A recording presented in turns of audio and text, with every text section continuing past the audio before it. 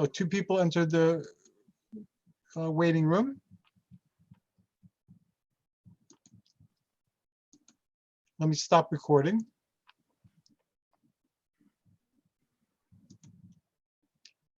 Okay, is that recording?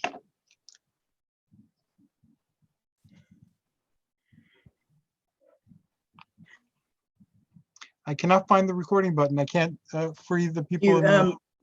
So put your cursor down at the bottom of the screen, and the ribbon should pop back up, and it should you should be able to. Oh, actually, I see the recording. Try the top left. Greetings and welcome to Voice of Olympus. I am Hercules Invictus, and today I'm proud to bring you Living Theurgy. We have with us Brandy Williams, Tony Mierzwicki, and Apollonius of the many names. Greetings and welcome, all Theurgists. I'm very excited that we're doing this. Brandy came up with an awesome topic, as she often does, and so I'm going to pass the baton over to her so that she can introduce it. Okay, well, hi, it's great to see everybody, and I'm so glad to get a chance to talk live. This is the first time we've done this on Zoom, but we've been doing a forum as a podcast. Hercules, how many years has that been? Do you know?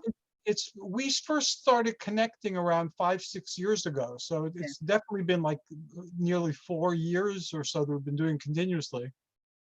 Yes, so we've covered a lot of topics. So the topic that I was interested in talking about today is telestiki, or taking statues and putting deities in them. It's called animating statues in the academic literature. And I know that Apollonius has written about it. The first time I was introduced to this thought, it was a website that Apollonius had up in the mid-90s.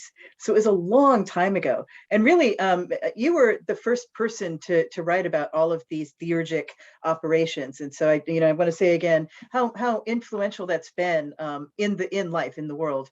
So I'm really grateful for that. And so I think it's called telestiki. Apollonius, how do you say it? It's hey telestiki, or? Yeah, it would be hey. Again, I kind of use the classical pronunciation, so it'd be hey telestike. And it's kind of a strange word, it's usually translated as an initiatory rite or something, but it comes from this root telos, basically, which means to complete or perfect something. So it's kind of any sort of art that has this sort of completing or perfecting aspect to it. And so it's kind of an unusual usage of it in connection with theurgy, but that seems to be the idea behind it. And so this is an operation that is described in the ancient texts, in the Chaldean oracles, and I'll apologize for my cat, in the Chaldean oracles and in the Greek magical papyri, where you take small statues and you of deities, and then you bring the deity into the statue, and they're fragments, right? So the Chaldean oracles talk about animating a statue of Hecate, and the papyri, a couple of the papyri, talk about different kinds of statues, but there's no real complete ritual to do that. So I know that in the pagan community, we started talking about it in the early 2000s, but it was very difficult to figure out how to do it. And then Richard Reedy came along and wrote a couple of books that described this process. So Richard Reedy was a Kemetic reconstructionist and a very accomplished scholar, and just really wonderful. He did these two books that brought this work to the world and allowed people to do it. So his two books are Eternal Egypt and Everlasting Egypt. And what he did was he took these big temple rituals in Egypt, in Kemet. They were also in Mesopotamia, Sumeria, Assyria, Babylonia. There are these big temple rituals where the priests would take statues of the deities and bring them alive. And then they related to the deity as the statue as a living deity. So the whole temple complex was about serving the deity. So the deity wakes up in the morning, you feed breakfast, you bathe them, you put clothes on them, sing and dance, and offer incense and that sort of thing. And this goes on throughout the day, and then the food gets distributed to the temple priests and priestesses. So there's sort of this circulation of an economy that goes on. So what Richard did that was genius was to take this and make it a ritual that a person could do. So a single human being could take a small statue and put the deity into the statue.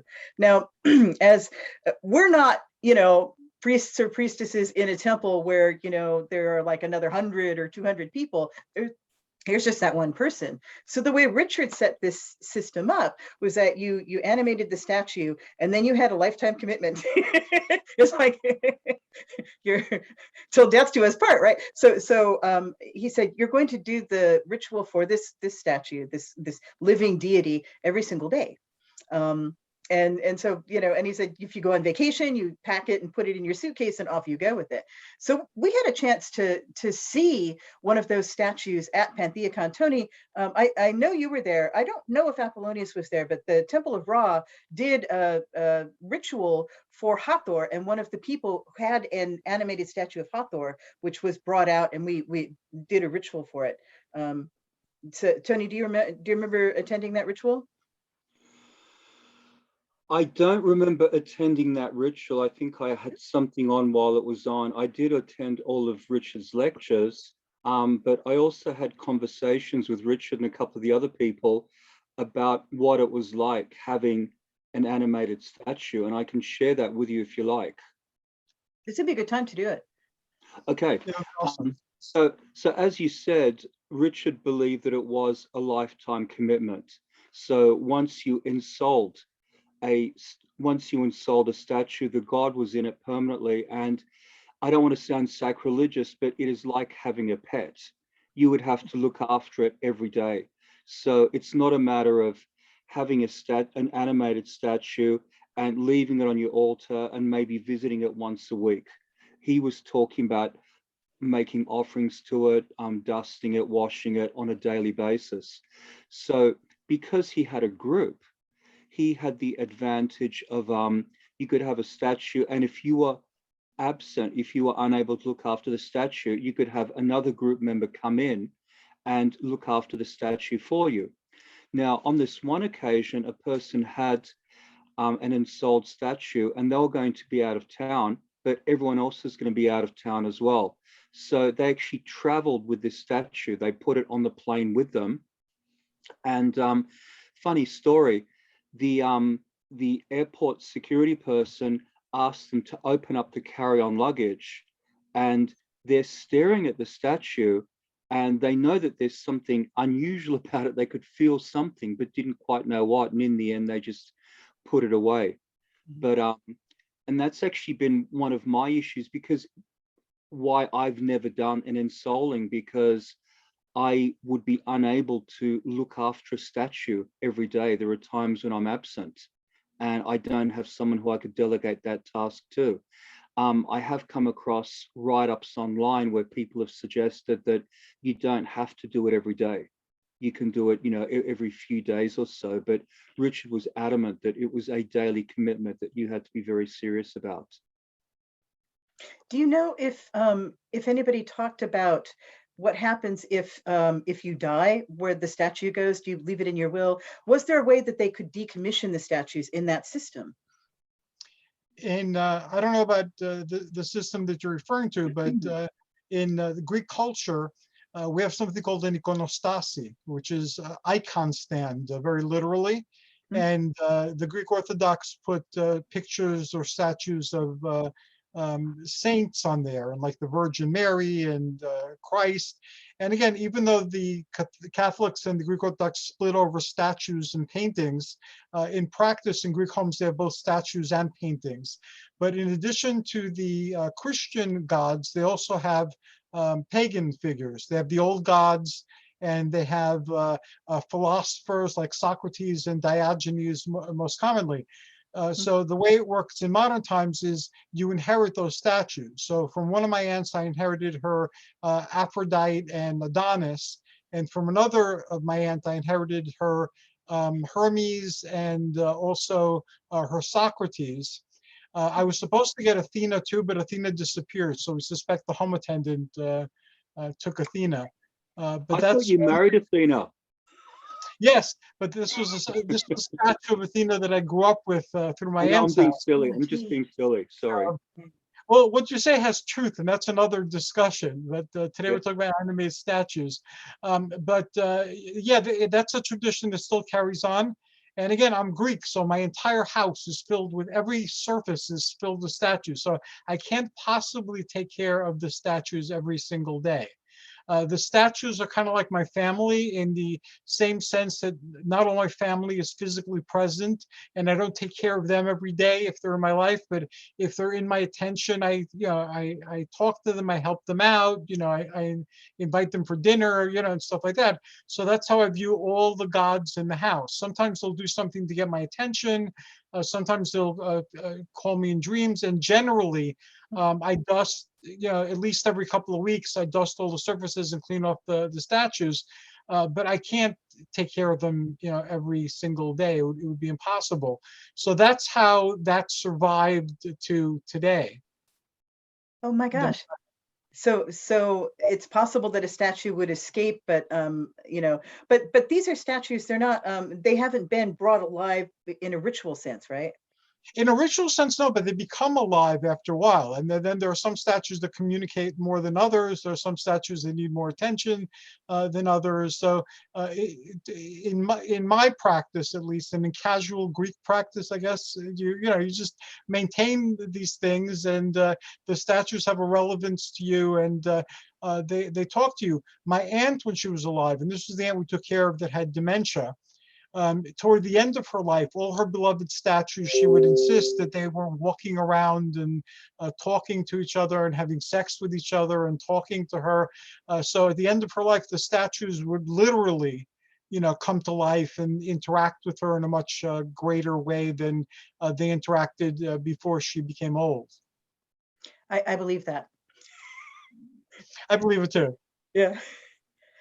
Well, I sold a statue once. Apollonius wrote a paper actually and said he asked us to share experiences, and I took a little Rosmerta, and I brought her to life. And after a couple of years, it became clear to me that this wasn't serving either Rosmerta or me in our relationship, doing a daily service like they would do in Egypt. She's in my life, she talks to me all the time, and she's not that formal. So I did a little bit of a decommissioning. So the statue is no longer like Rosmerta all the time on, but still in my altar and still in my presence. So I had taken a step toward doing this, like you don't have to do this every day kind of idea. But the reason that I wanted to bring this up was that this week I've conducted an operation in another system, in the Hindu tantric system, that I think has great potential for taking us a step forward to working with telestikir statues in our system, in the Theurgy system, as we're recreating it in this context. So I'm going to talk a little bit about that. And this is a rite that is conducted in Kolkata, the city of Kolkata in India, during Durga Puja. So there's a 9-day period that is celebrated as a harvest festival. And Kolkata really goes nuts for this, right? So they, what happens is people make statues. There are these creches, really, a tableau. There's Durga, and Durga is spearing a demon who is a buffalo. He's a buffalo, and then he's turning back into a human, so he's a shape-shifting demon, and she's killing him. She's standing on her lion, and she's got 4 other deities at least arrayed around her. And this is a very standard image. So this is made, the images are made by a caste, a hereditary caste of clay workers, Kumars. And they make these statues, and then they do an operation on the statue to allow it to take on the presence of deity. And so what they do is they paint the eyes the day before Navaratri, Mahalaya, they paint the eyes. And in Egypt and Kemet, this was done in the temple statues. In the Mesopotamian temples, the eyes were also opened. And we've got those rituals have been published. Morton Smith did a book on one of them. So in Greece, the statues, they would paint the eyes, they would paint the skin, so they were very lifelike in appearance. Yeah, that's right. So what the potters in Kolkata do is to paint the eyes, and then they go out to the homes and community neighborhood clubs, and there's some corporate installations also. They go out and they get installed for 5 days. So for 4 days, people come and do rituals and dance and celebrate. And there are a lot of these. This is the biggest goddess festival in the world, and it's the biggest open air art installation in the world. There are now, in the last decade, corporations have gotten involved, and they'll spend up to $1 million on Wow. a temporary installation, 4-day installation. This year, the biggest one was a recreation of the Burj Khalifa that was as tall as a skyscraper. It was really huge. Yeah, so people go and there's a whole cultural thing. There are 10 million people. In 2019, there were 10 million people on the streets doing pandal hopping, visiting with their friends, and interacting with this statue. So what has happened for the and in private homes, in the aristocratic homes, so they're really like they will do this as a display of wealth for the community, invite the community in, and they've got one of these statues in their home. And there's a whole class of priests who are both Hindu and tantric. This is how they roll in West Bengal. There's this this mixed sort of Hindu tantric understanding. So Brahmin priests, male priests, will come and do a series of rituals with that home statue. So they get it from the potters, and the eyes have already been opened, but they go ahead and open the eyes again, and then go through a process of bringing Durga into the statue. And then for 4 days, people dance and whatever. On day 5, the priest takes Durga back out of the statue, and this incredibly expensive statue gets picked up, taken to the river. It's a distributary of the Ganges, taken to the river and thrown into the river where it dissolves and melts. That's what they Wow. do with it, right? So what I've done this year, I went in 2019, and I work with the Tantric Kula, a group of people who are studying with the teacher. And we really do Navaratri. We do a lot of really intense personal, private, and a little bit of group work at this period of time. And so I said, you know, I want to give them a gift. I want to write up this experience I've had and talk about what I saw. So I spent the last like several months writing this up, and I've sent a link to you guys if you're interested in looking at it. And I made films, so I finally finished the films as well. And in the course of explaining what I saw, I really drilled down into how it was done, what the context was. And so it was really helpful to me to settle sort of this experience. But in the course of doing this, I found like 2 ritual manuals that talked about how the priests do this operation, how they do the putting Durga into the statue and bringing it back out. And I looked at it and said, you know, my Kula does that. I'm like, I understand all these pieces, you know. Now I don't recommend this. Do not try this at home, because I've been doing, you know, I'm in my 3rd year now of serious Sri Vidya study, where I study with the teacher very, very frequently. We have 5 or 6 or 8 seminars a year, and we just really drill down in learning. I just finished a 9-month Durga of the month. There were 9 Durgas. They map out onto the 9 days of Navaratri. So we did, each month we learned about one of them and embodied them ourselves in a theurgic operation. And then at Navaratri, this is the big, you know, fireworks finish. We do 1 a day until the you know, until last day. Yesterday was the last day, right? So you really don't want to try to do this exact ritual, but I did this because I could see that I could work this as a theurgist and as a tantric. So I ordered one. I understood that the potters were in trouble this year because 2019 was the last year you had that really big festival. 2020, there's a pandemic, right? So people can't get out in the streets and squish into the pandals like they did. They need to be distant and masked and vaccinated. So the orders dropped way off. And I said, well, I can do my part and I can like order a statue. And I understood that it was possible. So I found an Etsy shop that was one of these potters in Kolkata, had an Etsy shop and shipped me an absolutely amazing resin image. This it's a small one. It's meant to be for the home, really, really small in those terms. Pretty expensive, and they shipped it so that it came intact, which was a feat in itself. I mean, the postman who delivered it was really excited. Like, what is this? There's this big package from India, you know. And when we unpacked it, the whole family went, because it comes out of the box alive, right? I mean, the potter has done, even though it's not clay, it's resin, the potter has done the opening of the eyes and it's already Durga. So I did this whole operation in the last few days of taking the Durga, putting her in me, putting her in the statue, doing all the things that you do. You make offerings and you dance and you spend, you know, for 4 days, and then pulling the Durga back out of the statue. And because it's not clay, it's resin. We've packed it up and we put it in the storage unit for the next year. And in Kolkata, they're moving in that direction too. It's one of the reasons the potters have their income kind of reduced, because people are going to statues that you can keep more than 1 year. I can't imagine what it's like to spend thousands of dollars on something that you're going to use 4 days and then put in the river. But it is a very, very effective rite when you see the statues go into the river, because the goddess has come and then she's gone. It's that whole autumn festival of Anidos Kathidos, like in the spring in Greece, Dionysus would do this, would come and then leave, right? So this is what's happening. And I said, you know, if I can do this with the resin statue of Durga, I don't see why I couldn't do this with my Olympian statues on the shelf in the house. And then I don't have a lifetime commitment to this statue. And also, I don't have to choose just the one I'm going to relate to. I've got all 12 plus Hygeia and whoever else. And I could do a theurgic operation where I for a period of time, I relate to the statue as a living deity, and then, you know, it becomes latent again.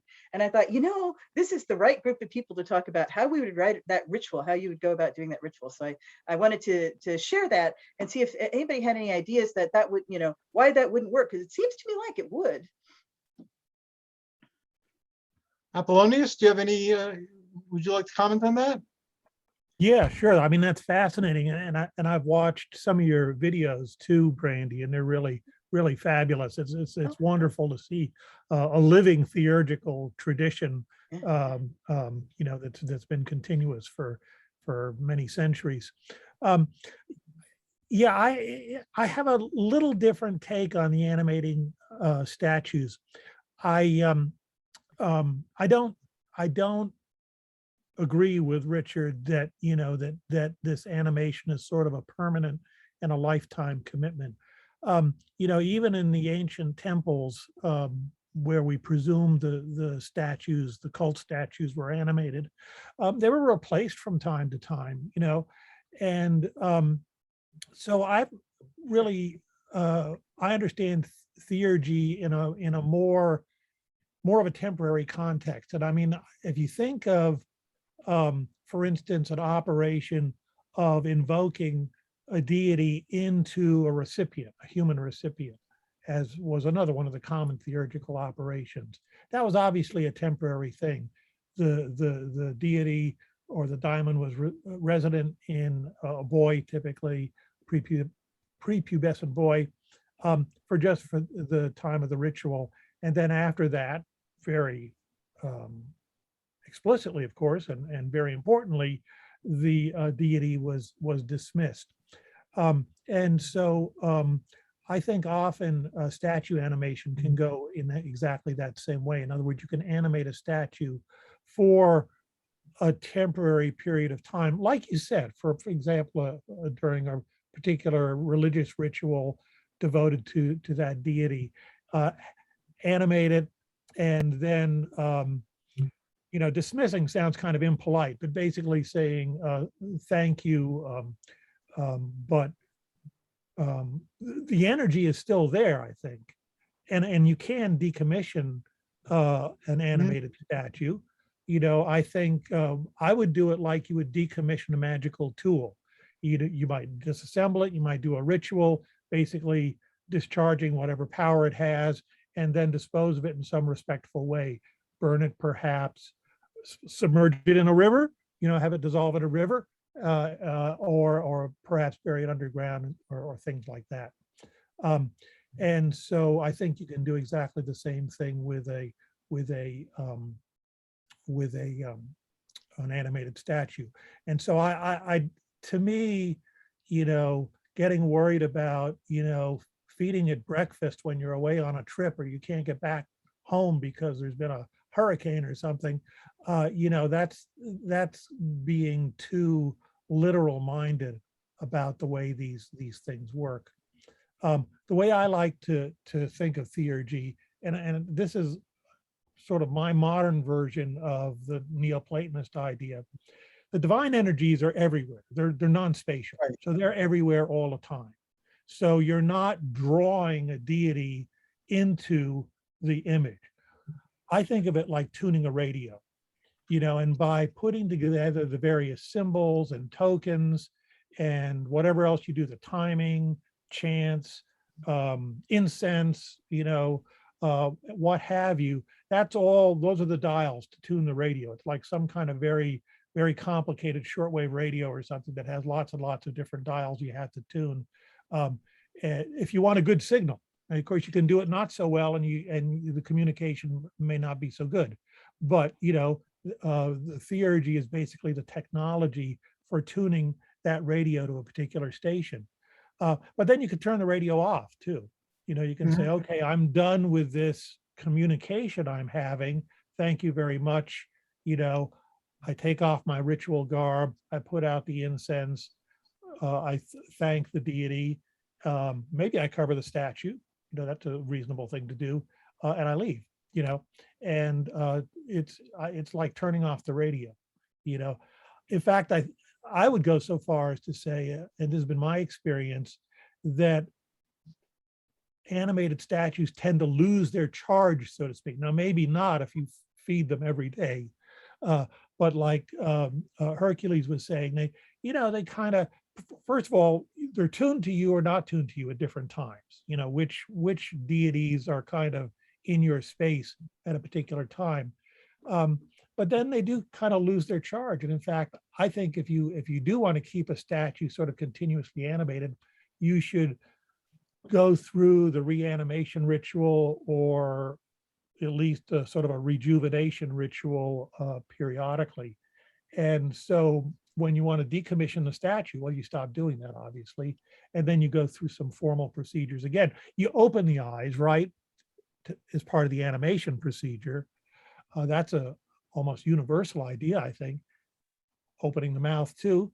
And then the decommissioning, you would close the eyes in a way, and close the mouth perhaps. So that's kind of my take on it.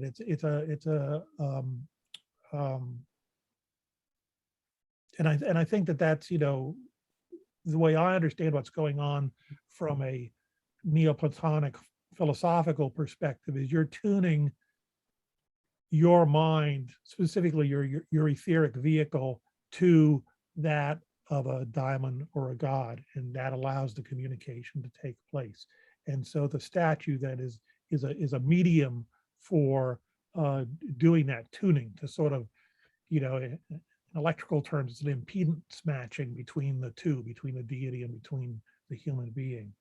And I think it's important symbolically to be respectful to the statue, not treat it just as a, I don't know, piece of machinery or something, but like your magical tools. I think, you're respectful for your magical tools too. And so it's similar reason to be respectful of it. But I think you can get a little carried away, which I think Richard maybe has. And again, like Brandy said, if you're in a civilization like ancient Egypt, where you've got these giant temples and armies of people to do all of this stuff, that's reasonable. And even, in a situation like ancient Greece, where again, you have essentially a full-time staff to take care of the statues and everything, it's kind of reasonable too. But for individuals, especially, or small groups, then I think you have to think about what you're trying to do, and then suit your rituals to what you're trying to do, and what's reasonable, what's possible. Thank you. That was awesome, and I want to jump in and add to some of what you're saying. I'm Greek, and the statue thing is part of our culture. Sometimes statues ask to be replaced too. There are statues that have been in families for a long time, and sometimes you just get a feeling that you need to, that statue is no longer appropriate. And you don't keep it in the iconostas anymore. You put something else there, for the same statue, the same personage of the statue, and then you put that other statue someplace else. But it's still on a high ground. It's still somewhere on a surface in the house. And also in antiquity, they did have animatronics. That's come down to us through various writings. And these have been ferreted out by a lot of the ancient alien researchers. But there are descriptions of doors opening, just like in our supermarkets, of coin dispensed hot and cold beverages. They had the Antikythera device, which was more complex than a Swiss watch. So they had all sorts of stuff like that. And there's even a description of like a Disney-esque type of production with things going up and moving around, all done with clockwork. So some of the animated statues could actually have been animated statues. And what is his name again? The poet who wrote a lot of books on mythology and who's now been discredited, but he's still Robert Graves. Robert Graves. Yeah. Robert Graves even put this idea in his book on the Argonauts, that one of the secrets that the ancients had was to do animatronics, and that was conveyed in his book. So that's another aspect to it. And during my early training, it was through before theosophy and theurgy, which is and the spiritism that was part of theurgy merged and became the I am, or the neo-theosophical type of expression. I had training as a deep trance medium, and there you anchor different things inside yourself, and it is a temporary thing. It's a whole process. You lie very still, you breathe, you feel energy moving up your spine until your head explodes. There you can recognize certain spirits that are, your controls, they used to call them, or your guides. And then they used to allow or not allow various entities to come and speak. And then at the end, everybody was dismissed and I was grounded again. And then I had to drink some water, and, for a while I was fuzzy. And again, I did that for over half a decade. And then I decided I didn't want to do that anymore for a variety of reasons. And since then, it's been because, as Apollonius said, these energies are not really, they're everywhere. They're in us, they're outside of us, and they're represented by different things, that I started allowing the symbolic representations to speak with me, and also to choose which aspect of the divine I wanted to embody and express. And that went back to my earliest understandings of theurgy, because when I first was introduced to the concept in grade school, it was basically that you could bring the divine and anchor it in a statue, you could anchor it in a person, or you can anchor it in yourself. And anchoring in myself sounded like the coolest thing ever. But again, there's the understanding that everything else is inside of you too. And the choice is always yours. And as you grow in life, the aspects of your deity change, like what part of the deity you resonated with. And sometimes other deities come out of nowhere, and they're introduced, just like people in the quote unquote real world or waking world or beta brainwave world, whatever way you want to look at it. There too, people come and go, people change, and life is just an encounter with all these people who again come and go and change. So it's an exciting thing spiritually as well, and it becomes life. It becomes just part of life. And okay, my cousin's no longer the same cousin. They came out, with something that was hidden, or whatever. And your friends, again, different experiences happen, and they're still your friend, or sometimes they're not your friend. But that's part of life, and that's how I view the spiritual aspects also. The gods are always there; they're always a part of me. Sometimes some are in my life, sometimes they're not for a while, and then I'll miss them, and sometimes I'll get in contact with them again, or sometimes new gods will come and take their place. And what you said, Apollonius, resonated very powerfully with me. Thank you. Tony, do you have anything you want to throw in? Any thoughts? Or Yeah, the thing that jumped out at me was I've been laboring under the preconception, basically what Richard taught, that once you ensoul a statue, you're stuck with it forever. Hence Brandy's question, what do you do with a statue? Can you decommission it, or does it get passed on to someone as an inheritance? But I really like what's coming up at the moment, that you would be able to ensoul a statue and do it temporarily. So once you've finished with it, then it's a matter of closing the eyes and closing the mouth, and it's decommissioned. So that way you'd be able to focus extensively on that particular statue. I'm very drawn to that idea. I normally just do invocations. That's what I've been doing for years. That works really well for me, but I might be able to spice up my own practice by ensouling something. So yeah, this has been really good for me. I only tried ensouling something once by doing like ceremonies and things like that.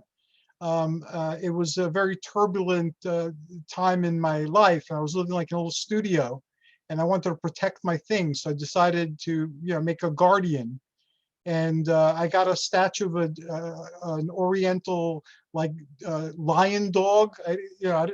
Depending on my research, some people said it was a lion, some people a dog, some people a certain type of dog looked like. Anyway, whatever. It was a guardian spirit, and that resonated with me because of my lion totem. So I found a nice red one. It was around, I guess, 1.5 feet, 2 feet high, and it was red already. So at the time, I was very heavily into the runes. So I picked a bunch of runes that I wanted their essence inside the statue. And although I don't very often make sigils, I made a sigil for this based on the runic shapes. I kept superimposing them and playing until I got something that looked and felt right.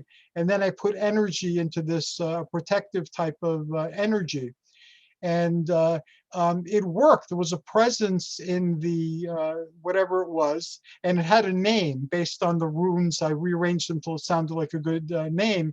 And when you came into the studio apartment, you definitely felt something, because I know everybody who went there commented on they felt the statue was looking at them, or they felt the presence in the statue.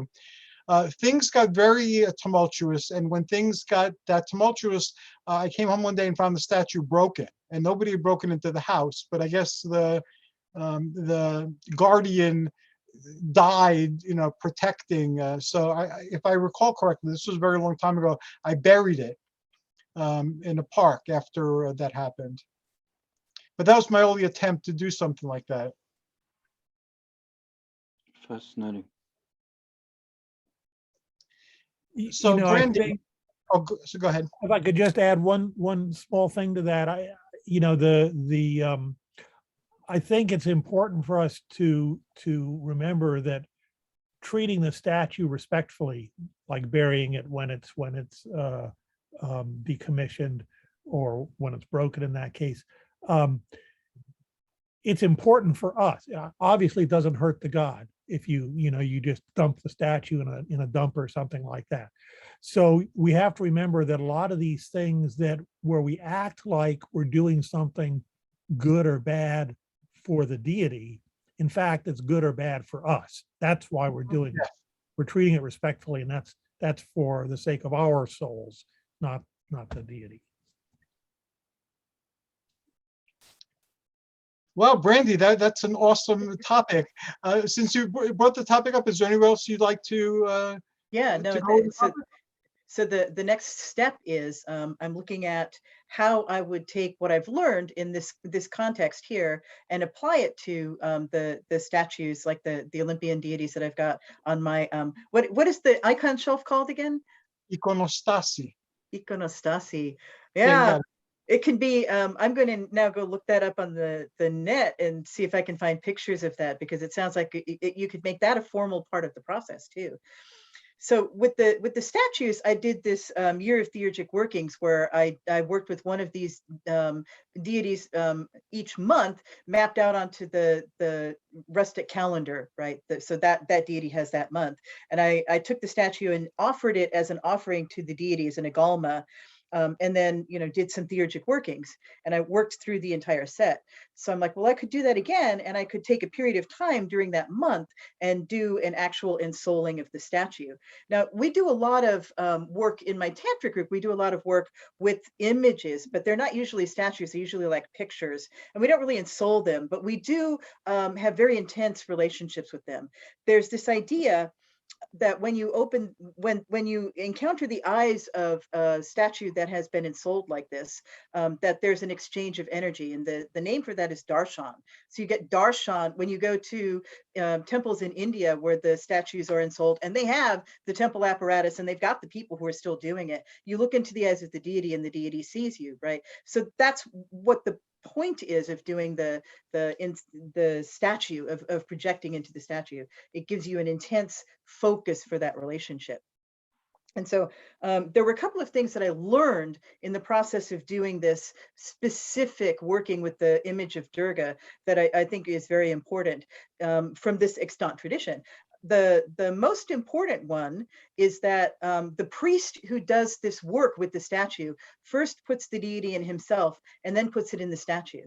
So I always kind of thought it was like, oh, you invoke, like when I do an invocation, I invoke to candle flame, you know, or I invoke into a person, I'm taking the deity and putting it in somewhere, or I call a deity onto myself. But this process, the statue process, you call the deity into you and then project the deity out into the statue. And then it comes back. Then you also have this way that you bring it back. And there are specific sort of frameworks for the prayers that accomplish that. So you do an invocation in this context, the dialing, as Apollonius says, dialing into a specific deity. You have a specific image called a yantra. You have a specific visualization, a dhyanam. You have a specific mantra that's a chant. So you have those things. Then you've got that deity. And we have that in the theurgic system as well. We have the names of the deity. We have their specific images. We also have some substances that are associated with them, and planets and elements, and names. We have the list of their epithets, right? So we can use those to dial into the statue to bring it alive. And there's one more thing that I want to say that was really cool about this process that I learned in this technology. So you've got a statue that's like 2 stories high. You know, you can't really like do something. You can make offerings at the feet of the statue, but you can't really pour water over it. Now, some of these the clay ones are immersed in water. But how do you do this thing where you're supposed to, in the ritual, you're supposed to pour water on the deity? What they do is they take a mirror, capture the image of the deity in the mirror, and then do to the mirror, do to the mirror whatever you want to do to the statue. So in the case of statues that you're not going to be throwing into the river, you're going to be, say, putting it in your storage unit, you take the mirror and capture the image of the statue in the mirror and then put it in a dish of water. And it grounds, takes off that part of the deity that came out of you, that you put in the deity, you've brought in. That's the part that goes away. The murti, the image itself, still has what the potter put into it. So it's still latent. It's still prepared to be something that holds deity. So you don't have to bury it or decommission it because it's still available to do that. It's just not active at that moment. And I think that was interesting. That was a really interesting thing to do, for sure. So that gives us a way to start building rituals that allow us to do those things. They're still called an agama is still what they're called, the statues. So their names. Oh, you mean in Greece, or do you mean in India? No, in Greece, it's an agama, and plural is agalmata, but that's still the term used in modern Greek as well. Well, that is awesome. I'm imagining now people with mirrors capturing images and pouring water on. That is so cool. You can there are YouTube videos. I've been immersed in research, so there are videos of this day, right? And I saw the ritual where the priest disinstalls. It's all online. You can get videos of all these operations. It's not secret at all. It's all out in public. Go to Belur Math, BELUR MATH, and they've filmed every single one of these operations that they did. But so there's a neighborhood pandal, and they've got a dish of water and a mirror, and they're the women who are there cleaning up. They go down and they're looking in the mirror to see if they can get the darshan of the deity through the mirror. It's so cool. It sounds like people used to say about Crete, that all the mysteries that are hidden everywhere else in Greece, if you went to Crete, they're performed out in the open. So it sounds like what we consider secret in the Western esoteric tradition, it's done publicly in India. Yeah. That is awesome. Let me see. we have, I left an extra 15 minutes, so I think we'll use the 15 minutes because all of you are doing awesome things, and I want to draw attention to the things. And we'll start with Apollonius. How is the process of your book coming along? It's coming along fine. I'm in the midst of going through the copy edited manuscript now, which is not one of the most fun parts, but but it's in fact I'm just about done with it. I've got about four things left to look at, and so I'll be happy to get that done. And then it's it's going on through the rest of the production process. So as far as I know, it's still on track for coming out next May. And so that's mostly been keeping me busy. I'm also going to be giving a presentation to some Neoplatonic friends of mine that are interested in theurgy and stuff like that, specifically about Platon's spiritual practices and rituals, which are not very theurgical, but they're definitely religious. And so but one of the nice things is he describes them in rather excruciating details. So, Good for us. Oh, let me mention one thing actually in connection with that. I'll try and be very brief. Is that Brandy was talking about how we do this ensouling of the images, and she mentioned the epithets and the names and incense and all of that kind of stuff.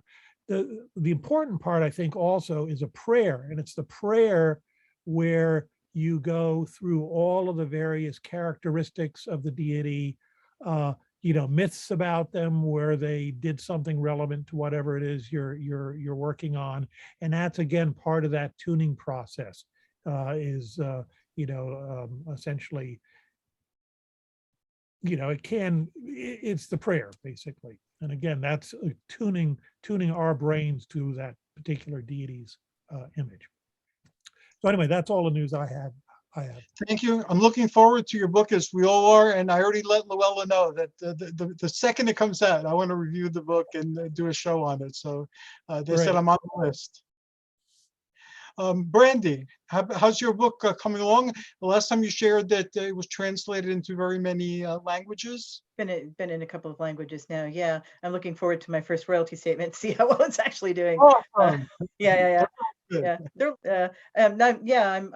really excited. And I'm sort of moving out of the live publicity part. I'm still doing a ongoing marketing campaign, but I'm really starting to transition to my next project. And it's not going to be a Llewellyn project. I have a book that Llewellyn took out of print, The Woman Magician, and I plan to go reissue it myself with my own press.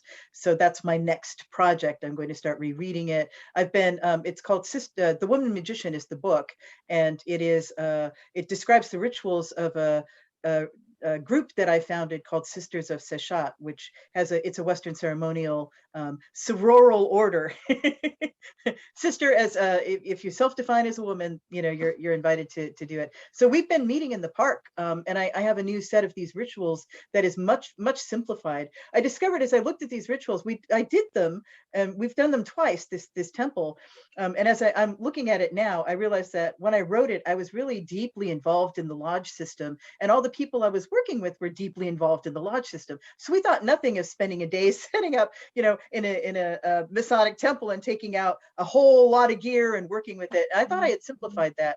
And as I look at the rituals now, I'm like, yeah, not simple enough. So we're really making them a lot easier for people to do. I'm specifically writing group versions. So instead of initiating people one at a time, you can take 3 priestesses who are trained and you can initiate a batch, which has been very helpful. You can get through the whole lot of them, in a summer. And so that's what we're doing. We're about to do the 4th one in the book, and we're going to do the 5th one in November. We've been meeting in the park to do this, which is awesome. I have stories about that too, but I'll stop now. So that's my next project, and I'm excited to get back to that work. And I'm excited to hear about it, and I look forward to learning more about it as you progress. And I'm looking forward to that book too.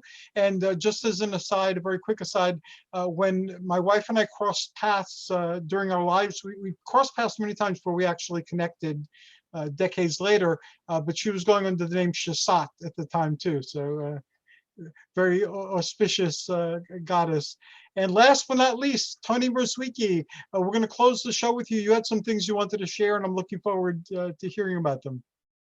Yeah, there was an event that I attended last Sunday. It was bittersweet. It was a memorial service for a guy named Dean Cameron, and he was the leader of the Southern California Hellenic polytheists, known as Theosis Phoibos.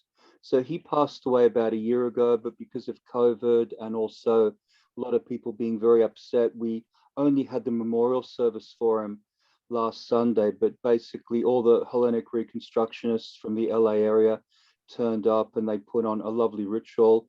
I was there as photographer, so I didn't actually do any invocations, but you know, that's the way it goes. But it was a beautiful way to honor him, and I do have the photographs up on my personal Facebook page if anyone wants to see them. And the other exciting thing that's happening is on the 7th of November, we're going to have Pagan Pride Day for LA and Orange County. Last year when we had it, it was online, whereas this time around we're actually going to be there. We're physically going to be moving around and interacting people. Different location. It's going to be held in Long Beach at a place called the El Dorado Nature Center, but that it should be a lot of fun. I'm going to be doing a presentation on what we've learnt from COVID-19. I've written a number of blogs over the last year and a half, and I basically just wanted to summarize some of my approaches on what can be learnt from COVID. So I think the whole community is really looking forward to being able to come in and interact together, because as nice as it is to have Zoom meetings or telephone meetings, it's not quite the same as actually being able to rub shoulders with people. That is very, very true. And now we're going to go to closing thoughts. And I just want to add something before we close. That if you guys are doing anything, if you're on another show, or if you created your own video, or if you publish something in a blog, please let me know. I'll gladly share it. I think the work that we're doing together through this conversation is awesome. I know it is awesome for me, and I've learned a lot. And I can't even thank you guys enough for the understandings that have come through our conversation. But anything you do, I'd be more than happy to help spread it. Thank you very much. You're welcome. Any last thoughts, Brandy?